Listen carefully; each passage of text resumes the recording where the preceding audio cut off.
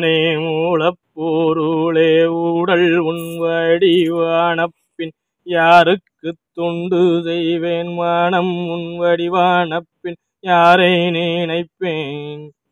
உயிருள் உன்னுள் கலந்த பின் யாரை ஆதாரிப்பேன்?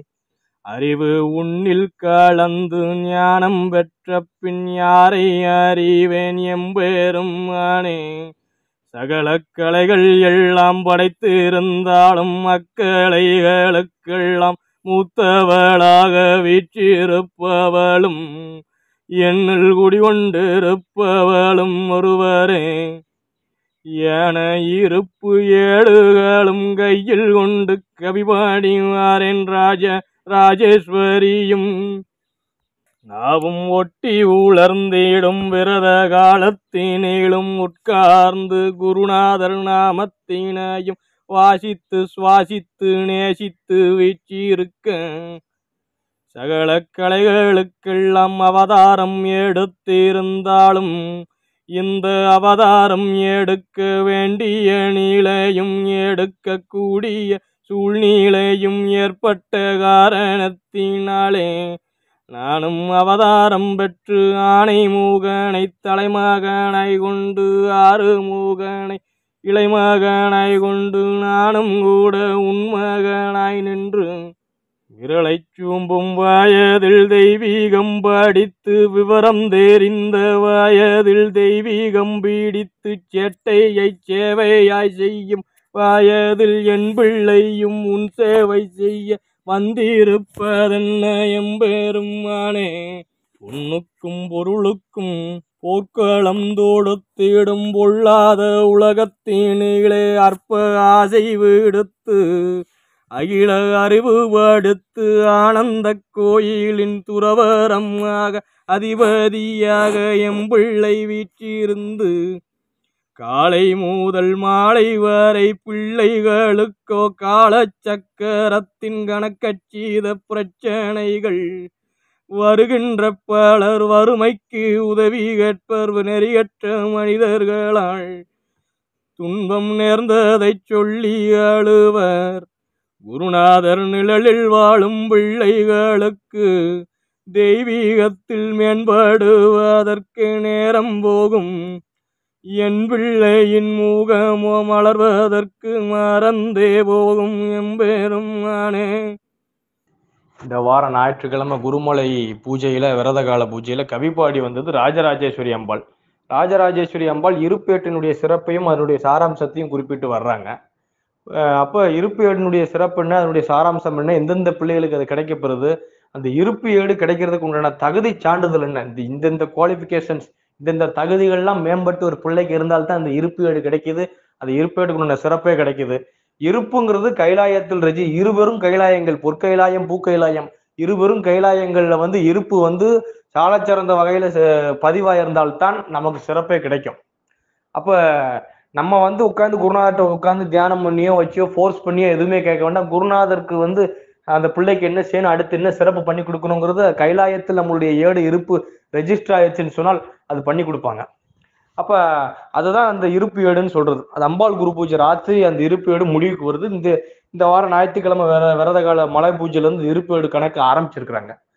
அப்ப அந்த இருப்பேட்டுடைய சிறப்பு என்ன ஏது, தை 18 குரு பூஜையில பொன் சபையில மென்மேலும் என்னென்ன நிகழ்ச்சிகள் நடந்தது, மென்மேலும் சுவாரஸ்யமான நிகழ்வுகள் என்னென்ன நடந்தது. பொன் சபை மகா சபை திருச்சபை ஒவ்வொரு குரு பூஜைகளுக்கும் கூடும். அந்த பொன் சபையில தை 18 இன்னும் மென்மேலும் என்னென்ன நிகழ்ச்சிகள் நடந்ததுங்கிற விஷயத்தை தான் சொல்லி அம்பாள் வர்றாங்க. அப்ப முதல்ல எப்படி ஆரம்பிக்கிறாங்க, உடல் உங்கள் வடிவான பின் யாருக்கு தொண்டு செய்வேன் அப்படிங்கிறாங்க. அப்ப அந்த உடலையேவும் ரிஷி மகான் பிள்ளைகள் மானிடச்சட்டை விடுத்த வண்ணம், மாயை கம்ப்ளீட்டா விடுத்த வண்ணம், அனைத்தையும் விடுத்து மானிடச்சட்டை விடுத்து மாயை விடுத்து முழுக்க ரிஷி மகான் பிள்ளையாக மண்ணாசை பெண்ணாசை பொன்னாசை 3 ஆசையும் திறந்த நிலைதான் ரிஷி மகான் பிள்ளைங்கிற நிலை. அந்த நிலைக்கு பக்குவப்பட்டு மேம்பட்ட நிலையில போய் அப்ப முழுக்க தன்னுடைய மானிடச்சட்டையை கடந்து ரிஷிமான் சட்டைக்கு மாதிரி முழுக்க தொண்டு செய்யக்கூடிய நிலையில அப்ப உடலே உங்க வடிவாக்கிடுறோம். மானிட கூட அகற்றி ஆத்மலிங்கமான ஒரு அமைப்பு உள்ள கூட்டுக்குள்ள கொண்டு வந்துடுறான். ரிஷி மகான் வந்து அணுத்துகளா உட்கார்ந்தால்தான் பிரசன்ட் கிடைக்கும், ஏப்பம் கிடைக்கும். பிரசன்ட்டும் ஏப்பமும் ஒரு பிள்ளை கிடைக்க ஆரம்பிச்சிருச்சுன்னு சொன்னாலே அவனுடைய மானிட கூடு விடுத்து அவன் ஆத்மலிங்கம் ஆக்கிட்டான்னு தான் பொருள். அப்படி மானிட கூடே மானிட சட்டையை நான் விடுத்து ஆத்மலிங்கமாக என்னை நானே செதுக்கி கொண்டு தயார் செய்து கொண்டு வரக்கூடிய நிலையில உடலே அவங்க ஆக்கின பிற்பாடு யாருக்கு அப்ப இந்த உடல் மூலியமா தொண்டு சேருது? குருநாதருக்கே இந்த உடலை அர்ப்பணிச்ச பிற்பாடு யாருக்கு தொண்டு சேருதுன்னு தான் முதல்ல கேட்கிறாங்க. அடுத்து என்ன கேட்கிறாங்க? மனம் உங்கள் வடிவான பின் யாரை நினைப்பேன் அப்படிங்கிறாங்க. சகாகாலமும் சர்வகாலமும் சரி, எல்லா காலமும் சரி குருநாதரையே நினைச்சிட்டு குருநாதரையே அழுதும் தொழுதும் வீச்சிருக்கக்கூடிய பிள்ளைகள் எங்க ஒளி பிள்ளைகள், சட்டத்தை சார்ந்த பிள்ளைகள். அப்படி இருக்கும்போது சகா காலமும் குருநாதரை நோக்கி அவருடைய எண்ணமும் சிந்தனையும் இருக்கும்போது அதுவே அந்த சிந்தனையும் எண்ணமுமே குருநாதருக்கு செயலாக தொண்டாக முடிகின்ற பட்சத்துல அப்ப நான் வேற யார் நினைக்கிறது? மனமே உங்கள் வடிவாயிருச்சு. சகா காலமும் சர்வகாலமும் உங்களை தான் நினைக்கிறது. அதான் மனம் உங்கள் வடிவான பின் யாரை நினைக்கிறது அப்படிங்கிறாங்க. உயிர் உங்கள் வடிவான பின் யாரை ஆராதிப்பது அப்படிங்கிறாங்க. உயிர் உங்கள் வடிவான பின் யாரை ஆராதிப்பதுன்னு சொன்னால் தெய்வீகத்தில் அடுத்த நிலைக்கு போறது, அந்த பொன்னொழி நிலைக்கு போறது. பொன்னொழி நிலைக்கு போய் பக்குவப்பட்டு போய் அதை பரிகார ஏடா பக்குவப்பட்ட ஏடான்னு பிரிச்சு பொன்னொழி நிலைக்கு போய் அந்த பொன்னொழி பெறதுக்கு உன்னோட நிலை உயிர் வந்து குருநாதரோட கலந்து இருந்தால்தான் அந்த பொன்னொழி நிலைக்கு எடுத்துட்டு போவாங்க குருநாதர் அடுத்த ஸ்டேஜுக்கு. உயிர் உங்கள் வடிவான பின் யாரை ஆராதிப்பேன்னு சொன்னால் இது எப்படி எடுத்துக்கலாம்னா, ஒரு விஷப்பாம்பு வந்து கடிச்சு 2 நிமிஷத்துல உன்னுடைய உயிர் போயிரும்னு சொன்னால் கூட அந்த இடத்துல 2 நிமிஷம் இருக்குல்ல, அந்நேரம் நான் நாமன்னு சொன்னால் எனக்கு குருநாதர் வழி போட்டு கொடுத்து என்னை காப்பாத்துவாங்கன்னு சொல்லி அந்த அசைக்க முடியாத நம்பிக்கையினுடைய வெளிப்பாடு தான் அந்த உயிர் குருநாதர் வடிவாகக்கூடிய நிலை. முழுக்க அர்ப்பணிப்பினுடைய நிலை தான் உயிர் வந்து அவங்களுடைய நிலை ஆகக்கூடிய நிலை. சகல காலமும் உணர்ந்து அதான் பொன்வழி நிலைக்கு போகணும்னு சொல்றத மாநில சிட்டை மாயை விடுத்து கம்ப்ளீட்டா கைலாயத்தில் இருப்பு பதிவு செய்து கைலாயத்தில் ஆனந்தம் கண்டால் தானே பொன்னொழி நிலைக்கே போக முடியும். பொன்னொழி நிலைக்கு போயிட்டா அடுத்தது வந்து பொன் சிறப்பு தானே. அப்போ உயிர் உங்கள் வடிவானப்பின் யாரை ஆராதிக்கிறது? சகாகாலமும் சர்வகாலமும் உங்களை கூட்டுக்குள்ள வச்சு தினம் நினைச்சு உங்களுக்கே தொண்டு செஞ்சு வச்சு போயிட்டு இருக்கணும். இப்போ உங்க உயிர் உங்கள் வடிவாகிறது. முழுக்க நான் வச்சு சாப்பிடாம எதுவும் செய்யாம தன்னுடைய வாழ்வாதாரத்தை ஒவ்வொரு பிள்ளைகளுமே மாற்றி அமைச்சுக்கிறாங்க சட்டத்துக்கு வரும்போது. அப்படி இருக்க பட்சத்துல அப்ப உயிரே உங்கள் வடிவாக்கிறோம். யாருக்கு அப்ப யாரை ஆராதிப்பதுங்கிறாங்க. அடுத்து அறிவு உங்களுடன் கலந்து ஞானம் பெற்றால் யாரை அறிவது? நான் மகானே பார்த்துட்டேன், பெரியவரையே பார்த்துட்டேன், பொட்டல் ஞானியவே பார்த்துட்டேன். அப்ப அறிவு அவரோட கலந்து ஞானம் பெற்ற பிற்பாடு எந்த ஞானியை போய் நான் இன்னும் பார்க்க வேண்டி இருக்குது? இப்பேற்பட்ட தேர்ச்சிகள், இப்ப நான் மேல குறிப்பிடப்பட்ட அந்த 4 தேர்ச்சிகள் பெற்ற பிள்ளைகள் தான் இந்த வாரம் குருமலைக்கு வருகை கொடுக்க முடிஞ்சது. சகாகாலமும் கைலாயத்தில் ஆனந்தம் கண்ட பிள்ளைகள் தான் இந்த வாரம் வருகை கொடுக்க முடிஞ்சது. இருப்பு ஏடு அவங்களுக்கு அந்த இருப்பு ஏட்டினுடைய சிறப்பு கிடைச்சனால இந்த வாரம் அவங்க வருகை கொடுக்க முடிஞ்சது. அவங்க வருகையும் கொடுத்தாங்க. அப்ப அறிவு உங்களுடன் கலந்து ஞானம் பெற்றால் யாரை அறிவேன் எம்பெருமானே அப்படிங்கிறாங்க. அப்புறம் ராஜராஜேஸ்வரனுடைய அம்பாளுடைய அம்சமே வந்து எதுக்கு உண்டான அம்சம்? 64 கலைகளுக்கு உண்டான அம்சம். அதான் அடுத்து சொல்றாங்க, சகல கலைகளை படைத்திருந்தாலும் அக்கலைகளுக்கெல்லாம் மூத்தவளாக வீற்றிருப்பவளும். அந்த சகல கலைகள் 64 கலைகளுக்கும் அதிபதி அவங்க தான். அதுக்காண்டியே அந்த 64 கலைகளுக்கு உண்டான அம்சமாகவே அவதார நோக்கமாக கொண்டு வந்தவங்க தான் ராஜராஜேஸ்வரி அம்பாள். அதான் சகல கலைகளை படைத்திருந்தாலும் அக்கலைகளுக்கெல்லாம் மூத்தவளாக வீற்றிருப்பவளும் என்னில் குடிகொண்டு இருப்பவரும் ஒருவரே. நான் இந்த 64 கலைகளுக்காண்டி நான் அவதாரத்துக்கு வந்திருந்தாலும் கூட என்னை அவதாரத்திற்கு அனுப்பி வச்சது யாரு? எம்பெருமான் ஆதிசிவனார். அதான் என்னில் குடிகொண்டு இருப்பது எம்பெருமான் தான், குருநாதர் தான் அப்படிங்கறத நினைவுபடுத்துறாங்க. ஒளி வடிவமா அவர் கூட்டுல இருந்து வெடிச்சு சிதறி அணுத்துகளா இருந்த நான் வெடிச்சு சிதறி அவதாரத்திற்கும் பொற்கைலாயத்திற்கும் பூக்கைலாயத்திற்கும் அவதாரத்துக்கு வந்ததே எதற்காண்டி? இந்த 64 கலைகளை உண்டு பண்ணி அதுக்கு உண்டான அவதார நோக்கமா வந்தேன். எதுக்கு இந்த 64 கலைகளுக்கு உண்டான அவதார நோக்கமா அம்பாள் வந்தாங்கன்னு சொன்னால் மானிடனை மென்மேலும் மெருகூட்டி மேம்படுத்துவதற்கு. அந்த 64 கலைகள் தான் அவனை மென்மேலும் மெருகூட்டி மேம்படுத்துறதுக்கு உண்டான நிலை. நான் சொல்றேன், இப்ப ராவணன் வந்து 10 தலைம்பாங்க, அவனுக்கு 10 தலை கிடையாது. கலை 10 தலை சிறந்தவன் திசை 8 புகழ் கொண்டவன். 10 கலையில அவன் தேர்ச்சி பெற்றவன் அந்த 64 கலையில. அந்த மாதிரி அந்த 64 கலைகள் தான் ஒவ்வொரு மானிடனுக்கும் தேவைப்படக்கூடிய ஒவ்வொரு அம்சங்களை சார்ந்தது. ஆரம்ப காலத்துல ஆதிசிவனார் வந்து ஒரு ஷீமான அவதார நோக்கத்துக்கு போட்டு கிஷ்கிந்தர் ஷீமான அவதார நோக்கத்துக்கு போட்டு அவங்களுக்கு பரிமணியான 7 கொடுத்து அவங்கள அவதாரத்துக்கு அனுப்பிச்சு வச்சு ஒரு குறிப்பிட்ட விலங்கணத்தை தேர்ந்தெடுத்து அவங்களுக்கு அந்த விலங்கணத்துக்கு வந்து அந்த பரிமணியான ஏற்றின் மூலியமா சிறப்பு பண்ணி அது மூலியமா வந்த அவதாரம் தான் மானிட அவதாரமே. அவன் விலங்கணமா இருக்கிற வரைக்கும் அவனுக்கு இருக்கிற இடமே இருப்பிடம், சாப்பிடுறதே உணவுன்னு இருந்தது. பரிமணியான 7 கொடுத்து அவனுக்கு சிறப்பு பண்ணதனுடைய மானிடனா அவனை கன்வெர்ட் பண்ணி வர வச்சதனுடைய காரணமே என்னதான்?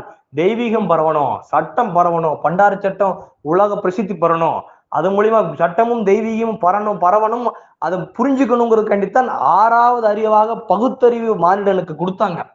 தெய்வீகம் புரிஞ்சு அதை பரப்பணுங்கிறதுக்காண்டித்தான். ஆனால் எல்லாரும் அது பிரகாரம் தான் நம்ம செயல்பட்டு இருக்கிறோமா? 5 அறிவு ஜீவம் போல சம்சார பந்தத்தில் உழந்து சந்ததியை வளர்த்துட்டு அதுவே மானிட சட்ட கடமை என்று வீச்சு இருக்கிறோம். சில துறவர ஏடுகள் மட்டும்தான் அதை கடைபிடிச்சு வச்சு குருநாதர் உயிர் மூச்சாக கொண்டு வாழ்வது ஒரு முறையே அந்த வாழ்க்கை சர்க்குருநாதருக்கு என்று அர்ப்பணிச்சவன் தான் துறவரம். அப்படி இருக்கக்கூடியவங்க தான் அதை கடைபிடிச்சு போறாங்க. இல்லற ஏடுகள் பாதி அதை கடைபிடிச்சு போறது இல்லை. சில பேர் அதை கடைபிடிச்சு போறாங்க, எல்லாத்தையும் 19 சொல்லிட முடியாது. அப்படி இருக்க பட்சத்துல அப்ப அவனுக்கு இருக்கிற இடமே இருப்பிடம், சாப்பிட்றதே உணவுன்னு இருந்தது. அப்ப அவனுக்கு அந்த பரிமணியான ஏடு கொடுத்து பகுத்தறியக்கூடிய தன்மை கொடுத்தோன்னு அவனுக்கு தேவையும் ஆசையும் உற்பத்தி ஆயிடுச்சு. அந்த தேவையும் ஆசையும் மாயையினுடைய முற்றிய நிலையாகி அவன் தெய்வீகம்ங்கிற ஒரு நிலையே அவன் பிடிக்காம போயிடுறான். பிடிக்காம கம்ப்ளீட்டா மாயில போயிடுறான். அதையும் குருநாதர் விட்டு வச்சிடுறாங்க. ஏன்னா தெய்வீகம் எட்டா கனியாக எப்பொழுதும் இந்த மாயை மூலியமாக வீற்றிருந்தால்தான் அதற்கு என்னைக்கும் அதுக்கு ஒரு மதிப்பு இருக்கும். இல்ல வந்தவன் போனவனுக்கு எல்லாத்துக்கும் தெய்வீகம் கிடைச்சிருச்சு, இந்த அருள்நிலை கிடைச்சிருச்சுன்னு சொன்னால் அப்புறம் அதுக்கு எல்லாத்துக்கும் ஒரு அசால்ட் வந்துடும் அப்படின்ட்டு அதை ஒரு பேரிகார்டா வச்சுட்டாங்க. மாயை இதை தாண்டி போனால்தான் உனக்கு தெய்வீகம், மாயையை நீ விடுத்து வந்தால்தான் நீ தெய்வீகத்துக்கு உகந்த நிலைன்னு வச்சுட்டாங்க. இப்ப அந்த நிலைக்குத்தான் அந்த அந்த பரிமணியான ஏடு கொடுத்து மானிடன் ஒரு விலங்கினத்திலிருந்து பக்குவப்படுத்தி மானிட நிலைக்கு கொண்டு வரக்கூடிய நிலையில தான் அவருக்கு பரிமணியான ஏடு. அம்பாளுக்கு 64 கலைகள் அம்சம் அப்படி கொடுத்து அவனை ஒரு வழிமுறைப்படுத்தி ஒரு நெறிமுறைக்கு ஒரு மானிடன் நெறிமுறைப்படுத்துறதுக்கு அம்சத்துக்காண்டி அவதாரத்துக்கு வந்தவங்க தான் ராஜராஜேஸ்வரி அம்பாள். அடுத்து என்ன சொல்றாங்க, இந்த வாரத்தை சொல்லி ராஜராஜேஸ்வரி இந்த மாதிரி இருப்பேடு கணக்கெடுத்து கவி பாடி வர்றேன்ட்டாங்க. அடுத்து என்ன சொல்றாங்க, நாவும் ஒட்டி உலர்ந்திடும் விரத காலத்தில் உட்கார்ந்துருக்கேன். நான் ஒட்டி உலரக்கூடிய விரத காலத்துல உட்கார்ந்துருக்கேன். குருநாதர் நாமத்தை வாசித்து நேசித்து சுவாசித்து வீச்சிருக்கும் பிள்ளைகள்ங்கிறாங்க. நீ வருகிற அந்த பிள்ளைகள் எப்படி மற்ற பிள்ளைகளும் எப்படி இருக்கணும், நீங்க வருகிற அந்த பிள்ளைகள் எதுக்கு இந்த இருப்பேடுக்குண்டான எலிஜிபிலிட்டி, அந்த இருப்பேட்டுக்கு உண்டான தகுதி சான்றிதழ் எப்படி படுறாங்கன்னு சொன்னால் குருநாதருடைய அந்த நாமத்தை சகாகாலம் சர்வகாலம் வாசிக்கணும். குருநாதருடைய நாமத்தை சொல்லணும், அதை நேசிச்சு சொல்லணும். கடனுக்கும் கடமைக்கும் சொல்லக்கூடாது. அதே நேரத்துல அதை குருநாதர் நாமத்தை நேசிச்சு சொல்லணும், உயிர் மூச்சாக சுவாசிச்சு சொல்லணும். அப்படி சொன்னால்தான், அப்படி சொல்லக்கூடிய நிலையினுடைய சிறப்பு தான் இந்த இருப்பு ஏடு கைலாயத்தில் ஏடு ரிஜிஸ்டர் ஆகிறதுக்குண்டான ஒரு நிலை. நாமம் சொல்றது, பிள்ளையார் பூஜை செய்யறது எல்லாமே ரிஷிமான் பிள்ளைகளாகிய நம்மளுடைய அடிப்படை கடமை. அதைத்தான் மெம்மலும் வலியுறுத்துறாங்க. நம்மளுடைய அடிப்படை கடமையை நமக்கு சாலச்சிறந்த வகையில கரெக்டா செஞ்சுட்டு போனோம்னு சொன்னாலும் நம்ம கைலாயத்தில் ஏடு கரெக்டா ரெஜிஸ்டர் ஆயிடும். இந்த இருப்பேட்டினுடைய சிறப்பே குருநாதர் நாமத்தை வாசித்து நேசித்து சுவாசித்து வீற்றிருக்கக்கூடிய பிள்ளைகளுக்கு தான் சொல்லிட்டாங்க. குருநாதருடைய முழு அருட்கடாட்சகம் பெற்ற பிள்ளைகள் இந்த நிலையில் வீற்றிருக்கக்கூடிய பிள்ளைகள் தான். அவங்களுக்கு தான் இந்த இருப்பேட்டினுடைய சிறப்பே. அம்பாள் குரு பூஜைக்கு வருகை தரக்கூடிய பிள்ளைகளுடைய சிறப்பும் அதுக்கு முன்னாடியே இந்த வாரம் அந்த 13 பிள்ளைகளுக்கு அந்த ஒரு சிறப்பு பண்ணியிருக்கிறாங்க. இந்த மாதிரி ஒரு நிலை, இந்த இருப்பு நிலைக்கு போகக்கூடிய ஏடுனுடைய சிறப்பை சொல்லிட்டு இருக்கிறாங்க. அடுத்து என்ன சொல்றாங்க, இந்த ராஜராஜேஸ்வரி அம்பாளுடைய அவதாரமே 64 கலைக்குன்னோட அம்சமா வந்துட்டாங்க அப்படின்னு சொல்லியாச்சு. இவங்களுடைய அவதாரத்துக்கு பிற்பாடுதான் யாருடைய அவதாரமே வருது, வாழ கணபதி அவதாரமும் பாலமுருகன் அவதாரமே வருது. அதான் அடுத்து சொல்றாங்க, ஆனை முகனை தலைமகனாய் கொண்டு 6 முகனை இளைமகனாய் கொண்டுங்கிறாங்க. வாழ கணபதியிலதான் ஆரம்பிச்சு வாழ கணபதிக்கு அரோகரான்னு ஆரம்பிச்சுதான் கடைசியில 108 நாமம் முடியும் போது பாலமுருகனுக்கு அரோகரான்னு முடியும். அதுதான் வாழ கணபதி முதல் பால முருகன் வரை. வாழ கணபதி சித்தி புத்தி வல்லமை தனலாபம் தானிய லாபம் தவ வலிமை உடல் வலிமை மாற்று தந்த வலிமை அனைத்தையும் தனக்குள் அடக்கின வண்ணம் அவர்தான் வாழ கணபதியினுடைய அம்சம். 14 லோகத்திற்கு அதிபதியும் வாழ கணபதியே. அதனால்தான் நம்ம பிள்ளையார் பூஜை செய்யறோம். 14 லோகத்து ரிஷிமா நமக்கு பிறவாம நிலை கொடுக்கணுங்கிறது கண்டித்தான். அதனால 14 லோகத்துக்கு அதிபதியும் வாழ கணபதி. இப்படி இருக்கக்கூடிய நிலையில அம்பாள் ராஜராஜேஸ்வரி அம்பாள் அவதாரத்துக்கு இப்படி மானிட சேட்டில் இருக்கக்கூடிய இவங்களை ஒரு நெறிமுறைப்படுத்துறதுக்காண்டி இந்த 64 கலை அம்சத்தை கொண்டு அவதாரத்துக்கு பிற்பாடுதான் வாழ கணபதி அவதாரமே. அது பிற்பாடுதான் பாலமுருகன் அவதாரமே. அதான் சொல்றாங்க, ஆனை முகனை தலைமகனாய் கொண்டு 6 முகனை இளைமகனாய் கொண்டு வீட்டிற்கக்கூடிய வம்சத்துல இந்த 2 பிள்ளைகளை பாலமுருகன் சொன்னால் அது இளமை பருவம். அந்த இளமை பருவமே மாயில உயருது. அந்த மாயை களைஞ்செறிஞ்சுதான் அடுத்து சம்மாரமூர்த்தி அங்க காட்சி கொடுக்குறாரு திருச்செந்தூர்ல. அடுத்த நிலையில தான் என்ன சொல்றாங்க, அதான் ஆனை முகனை தலைமகனாய் கொண்டு 6 முகனை இளைமகனாய் கொண்டு இருக்கிறீங்க. இந்த அவதார நோக்கம் முடிஞ்ச உடனேதான் இவங்க 2 பேருமே அவதாரத்துக்கே வர்றாங்க. ராஜராஜேஸ்வரி அம்பாளுடைய அவதாரம் வந்த பிற்பாடுதான் இவங்க 2 பேர் மட்டும்தான் மகனா. குருநாதருக்கு எம்பெருமானுக்கு. அப்ப நானும் கூட உண்மகனாய் நின்று இன்னைக்கு வருகை தந்திருக்கக்கூடிய அனைத்து பிள்ளைகளும் அப்ப உங்க பிள்ளைகள் தானே, இன்னைக்கு யார் கூட்டில் வீட்டிலிருந்து கவி பாடிட்டு இருக்கிறனோ அவரும் உங்க பிள்ளை தானே அப்படின்னு சொல்றாங்க. அப்ப நானும் கூட உன் பிள்ளையாய் நின்று அப்படிங்கிறாங்க. அடுத்து என்ன சொல்றாங்க, விரலை சூம்பும் வயதில் தெய்வீகம் படித்து விவரம் தெரிந்த வயதில் தெய்வீகம் பிடித்து அப்படிங்கிறாங்க. இது மூலியமா என்ன சொல்ல வர்றாங்க, தை-18 குரு பூஜையில பொன் சபையில ஒரு நிகழ்ச்சி நடக்குது. பொன் சபை போயிட்டு இருக்கும்போது போகரிஷிமான் எந்திரிச்சு சபையில சொல்றாரு, இந்த மாதிரி தை-18 குரு பூஜை அன்னைக்கு குருநாதருக்கும் பிறந்த நாள், தை-18 குரு பூஜை அவர் அவதாரத்துக்கு வந்த நாள். அப்படி இருக்கக்கூடிய பட்சத்துல இன்னைக்கு அவருடைய முகத்தோற்றம் ஒரு புன்னகையோட நாங்க பார்க்க முடியல.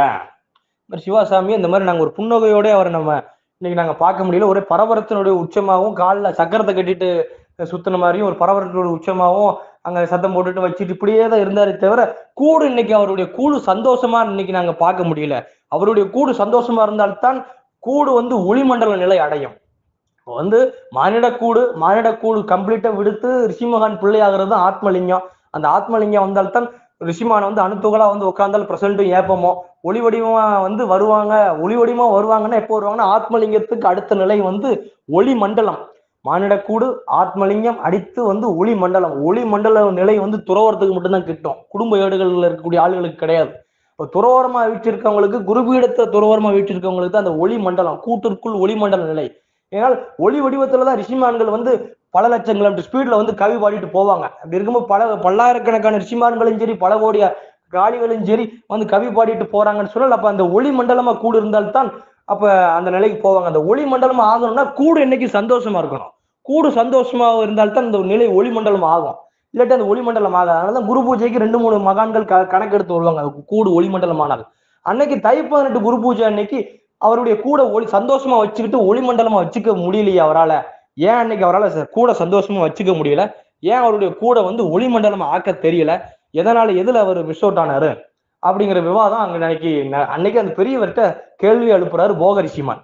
அதற்குத்தான் அம்பாள் பதில் சொல்றாங்க. என்ன பதில் சொல்றாங்க, விரலை சூம்பும் வயதில் தெய்வீகம் படித்து விவரம் தெரிந்த வயதில் தெய்வீகம் பிடித்துன்னா, சாதாரண பிள்ளைய நாங்க அவதார நோக்கம் போட்டு அவதாரத்துக்கு போட்டு நாங்க கூட்டிட்டு வரல. விரலைச்சும் கருவிளைய துறவரம்னு பெரியவர் போன வைகாசி குரு பூஜையில சொன்னாரு. அப்படி இருக்கிற நிலையில விரலை சும்மும் வயதில் தெய்வீகம் படித்துன்னு சொன்னால் சாமி மடியில மழலை மொழியில தவந்துகிட்டு விட்டிருந்த நிலையிலேயே விரலை சும்புடைய வயதிலேயே அவர் முழுக்க தெய்வீகம் பிடிச்சவர். தாய்ப்பால் குடிச்சவர் அல்ல, கண்ணன் சாமிகிட்ட அருட்பாலும் தெய்வீக பாலும் குடிச்சவர். அப்படி வீட்டிருக்க நிலையில விரலை சும்பு வயதில் தெய்வீகம் படித்து விவரம் தெரிந்த வயதில் தெய்வீகம் பிடித்து, விவரம் தெரிஞ்ச பிற்பாடு தெய்வீகம் பிடித்து, சேட்டையை சேவையாய் செய்யும் வயதில் உன் சேவை செய்ய வந்திருப்பது, என் பிள்ளையும் உன் சேவை செய்ய வந்திருப்பது என்ன எம்பெருமானேங்கிறாங்க. அந்த சேட்டையவே சேவையா செய்யக்கூடிய வயசு என்னது, அந்த டீனேஜ் 13 to 19, அந்த டீனேஜ் அந்த வயசு பருவம் என்ன சொன்னாலும் கேட்காத பருவம். அந்த பருவத்தில் துறவர குருநாதர் கையில கொடுத்து சட்டத்திற்காண்டியும் பிள்ளைகளுக்காண்டி நீ இப்படி வந்தால்தான் சட்டத்திற்கும் வளர்ச்சி, பிள்ளைகளுக்கும் வளர்ச்சி, குருநாதருக்கும் வளர்ச்சி, குருபீடத்திற்கும் வளர்ச்சி அப்படின்னு கொடுத்த பட்சத்தில் எந்த விதமான இப்ப தங்கு தடை பாகுபாடு என்று எதுவுமே இல்லாம, அச்சம் எதுவுமே இல்லாம அன்னைக்கு அதை கையில எடுத்துக்கிட்டு செயல்பட்டனுடைய வெளிப்பாடு அடுத்ததால சொல்றாங்க. பொண்ணுக்கும் பொருளுக்கும் போர் தொடுத்துடும் பொல்லாத உலகத்தில் அற்ப ஆசைதனை விடுத்து அகில அறைவு படைத்து எம்பிள்ளை வீற்றிருக்குங்கிறாங்க. பொண்ணுக்கும் பொருளுக்கும் தான் பல போரே நடந்திருக்கு, வரலாற்று சிறப்புமிக்க பல போரேவும். அப்போ பொருளுக்குமே பொல்லாத உலகம், அது போர் தொடுக்கக்கூடிய பொல்லாத உலகத்துல அற்ப ஆசைங்கிற நிலையே விடுத்த நிலை. ஆசைதான் துன்பத்துக்கு உண்டான முதல் படியேவும். அப்ப அந்த ஆசையே கம்ப்ளீட்டா விடுத்த நிலையில, முழுக்க பற்றற்ற நிலையில, பந்தவாசமற்ற நிலையில, பரம்பொருளை தேடுகின்ற நிலைதான் துறவர நிலை. அந்த நிலையில ஆசையே துறந்து, முழுக்க அற்ப ஆசையை துறந்து அகில அறைவு படைத்துங்கிறாங்க. அகில அறிவு படைத்துன்னு சொன்னால் புத்தகம் படிச்சு வச்சு இது நிலையில போயிருந்தால் அந்த அறிவு மட்டும்தான் கிடைச்சிருக்கும். துரோரமாக வந்தனால் என்ன அறிவு, வரபிரம்மம், மாற்றுலகம், வெண்பரப்பு, அகில அறிவுங்கிறது அதுதான். தாத்தா வீட்டிருக்கக்கூடிய வரபிரம்மம், பொன்குடில் பொன் பரம்பொருள், இந்த நிலையாகட்டும், இந்த மாற்றுலக நிலையாகட்டும், வெண்பரப்பாகட்டும், எல்லா நிலையும் தனக்குள் அடக்குன அம்சம்தான் துறவரத்தினுடைய அந்த நிலையதான் அகில அறிவு படைத்துங்கிறாங்க. சகல கலைகளுக்காண்டி அவதாரம் பெற்று வந்திருந்தாலும் இந்த அவதாரம் எடுக்க வேண்டிய நிலையும் சூழ்நிலையும் ஏற்பட்டுச்சுங்கிறாங்க. சூழ்நிலை மானிடன் அவதாரத்துக்கு வந்த பிற்பாடு ஏற்பட்டுச்சு, அதனால அதை செஞ்சோம். அதுக்கு பிற்பாடு தான் வாழ கணபதியினுடைய அவதாரம். அதுக்கு பிற்பாடு பாலமுருகனுடைய அவதாரம் அப்படின்னு சொல்லிட்டு தான் இந்த விவரம் பூரா சொல்றாங்க. இந்த பொன் சபை நிகழ்ச்சியில் இப்படி நடந்தது. அப்ப சாதாரண பிள்ளையை வந்து நாங்க அவதாரத்துக்கு நாங்க வந்து தகுதியும் தேர்ச்சியும் பண்ணி கூட்டிட்டு வரல.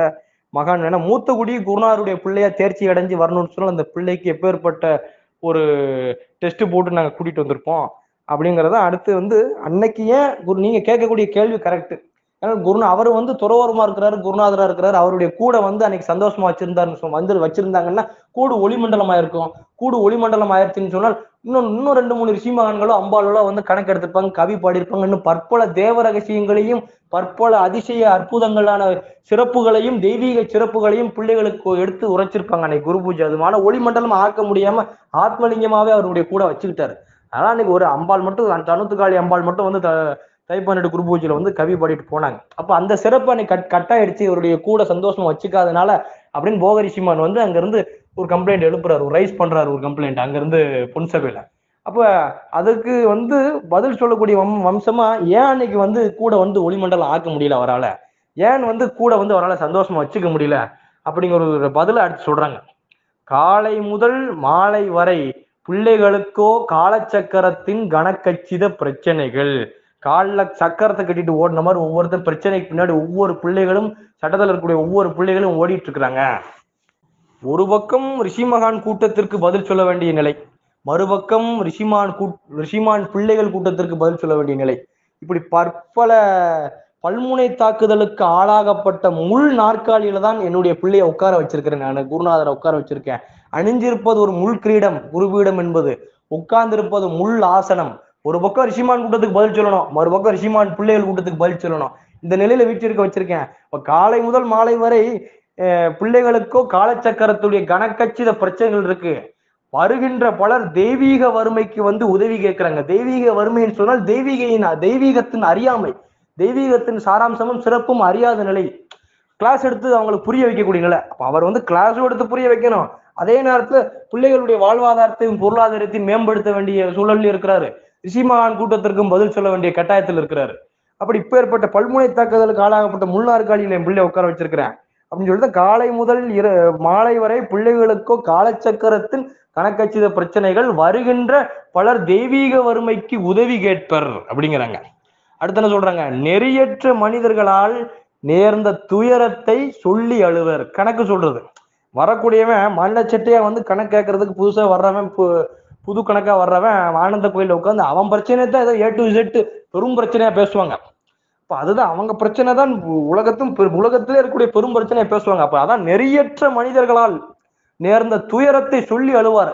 அப்ப அதை ஆறுதல் படுத்தி அவங்களையும் தெய்வீகத்தை புரிய வச்சு பக்குவப்படுத்தி கூட்டிட்டு வர வேண்டிய கட்டாயத்தில் இருக்கிறாரு. கிளாஸும் எடுக்கணும், தெய்வீகத்தில் கிளாஸும் எடுக்கணும். ரிஷிமகான் பிள்ளைகளுக்கு ரிஷிமான் பிள்ளைகளையும் மேம்படுத்தி அடுத்த லெவலுக்கு கூட்டிட்டு போகணும். அதே நேரத்தில் வெளியிருந்து சட்டம் புரியாத பிள்ளைகளையும் சட்டம் புரிய வைக்கணும். அதான் நெறியற்ற மனிதர்களால் நேர்ந்த துயரத்தை சொல்லி அழுவாங்க. அடுத்து என்ன சொல்றாங்க, குருநாதர் நிழலில் வாழும் பிள்ளைகளுக்கு. குருநாதர் நிழலில் வாழும் பிள்ளைகளுக்குன்னு சொன்னால் கைலாயத்தில் ஆனந்தமாக வருகை கொடுக்கக்கூடிய பிள்ளைகளுக்கு. ஞாயிற்றுக்கிழமை ஆனால் நான் கைலாயத்தில் தான் இருப்பேன், பொற்கைலாயத்தில் தான் இருப்பேன் அப்படின்னு நெஞ்சத்தில் வைத்து நேசித்து கடனுக்கும் கடமைக்கும் அந்த தொண்டு செய்யாம உட்கார்ந்து ஆத்மார்த்தமா தொண்டு செய்யக்கூடிய பிள்ளைகளுக்கு, அவங்களுக்கு தான் அந்த நிலை. குருநாதர் நிழலில் வாழும் பிள்ளைகள்ங்கிற நிலை அதுதான். குருநாதர் நிழலில் வாழும் பிள்ளைகளுக்கு தெய்வீகத்தில் மேம்படுவதற்கு உதவுவதற்கே நேரம் போதும் அவருக்கு. குருநாதர் நிழலில் வாழக்கூடிய பிள்ளைகளுக்கு தெய்வீகத்தில் அடுத்த நிலை கூட்டிட்டு போறதுக்கும் அவருக்கு அதுக்கே நேரம் போகக்கூடிய நிலையில நேரம் போகும். அவர் என் பிள்ளையின் முகமோ மலர்வதற்கு மறந்தே போகுங்கிறாங்க. இது மூலமா என்ன சொல்றாங்க, அன்னைக்கு ஏன் சிரிக்கல, அன்னைக்கு ஏன் சந்தோஷமா வச்சுக்க முடியல அப்படின்னு போகரிஷிமான் கேட்கக்கூடிய கேள்விக்கு அது கொடுக்கக்கூடிய விடை என்னதான், சட்டத்தை சார்ந்த இத்தனை பிள்ளைகள் தெய்வீகத்தில் தெளிவுள்ள அம்சமாக இருக்கிறார்கள். சட்டத்தை சார்ந்த இத்தனை பிள்ளைகள் இத்தனை பிரச்சனையோடு உட்கார்ந்து இருக்கிறாங்க, தெய்வீகத்தில் தெளிவில்லாத அம்சமாவும் இருக்கிறாங்க, இத்தனை பிரச்சனையை வச்சுட்டு உட்கார்ந்துருக்காங்க. அப்ப இவங்களே சிரிக்காம வீற்றிருக்கும் போது, சந்தோஷமாக இல்லாம வீற்றிருக்கும் போது இவர்களை நோக்கி என்னுடைய குருநாதருடைய சிந்தனை வீற்றிருப்பதன் காரணமாக அவருக்கு அன்னைக்கு குரு பூஜை அதுமா சிரிச்சு முகத்தோட கூட சந்தோஷமா வச்சுக்கிறதுக்கு இயலல. இப்ப பிள்ளைகளுடைய சந்தோஷம் தான் அவருடைய சந்தோஷம், பிள்ளைகளுடைய கஷ்டம் தான் அவருடைய கஷ்டம், பிள்ளைகளுடைய இன்பம் தான் அவருடைய இன்பம், பிள்ளைகளுடைய துன்பம் தான் அவருடைய துன்பம். அவங்களுடைய சந்தோஷத்தை என்னுடைய சந்தோஷமாக்கிட்டு பிள்ளைகளுடைய கஷ்டத்தை என்னுடைய கஷ்டமாக்கிட்டு போகக்கூடிய நிலைதான் துறவரத்தின் தவ வாழ்வுங்கிறது.